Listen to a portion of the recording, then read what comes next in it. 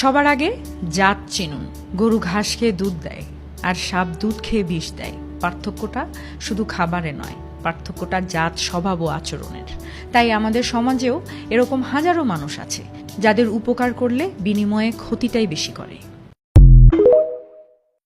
কারো বাসায় গেলে 5 পদের খাবার নিয়ে যাওয়া এবং কেউ বাসায় এলে 10 পদ রান্না করার কালচার থেকে বের হতে না পারলে আত্মীয় স্বজন এবং প্রতিবেশীদের মধ্যকার স্বাভাবিক সম্পর্ক রক্ষা করা কঠিন হয়ে পড়ে। মধ্যবিত্ত পরিবারে 1 কেজি আঙ্গুরের চেয়ে 1 ডজন ডিমের প্রয়োজনীয়তা অনেক বেশি। জাপানিরা কারোর সাথে দেখা করতে গেলে 1 কেজি চাল নিয়ে যায় উপহার হিসেবে। এদের প্রধান খাদ্য ভাত, আমাদেরও ভাত। তাহলে আমরা চাল নিয়ে গেলে সমস্যা কোথায়? যিনি বা যারা বেড়াতে যাচ্ছেন তারা যদি ওই বেলার বাজারটাই করে নিয়ে যান সবচেয়ে ভালো হয়।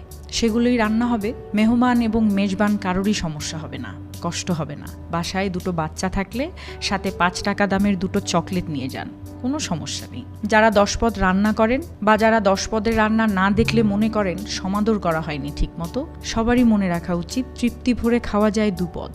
আরেকটা পদ যোগ হতে পারে আগে বা পরে সাপ্লিমেন্টারি হিসেবে। এই কালচার প্রমোট করার ক্ষেত্রে তরুণদেরকে এগিয়ে আসতে হবে। যারা একটা কালচারে তাদের জীবন শেষ করে দিচ্ছেন প্রায়, তাদের পক্ষে অন্য কিছু করা সম্ভব নয়। আর এ সমস্ত প্রবলেমে সবচেয়ে বেশি ভোগে মধ্যবিত্ত সংসারের মানুষজন। সবসময় টানাপোড়েনের মধ্যে জীবন চলে যায়। আত্মীয় স্বজনদের মন রক্ষা করতে গিয়ে, কালচার বজায় রাখতে গিয়ে নিজেদের সংকটে পড়তে হয়।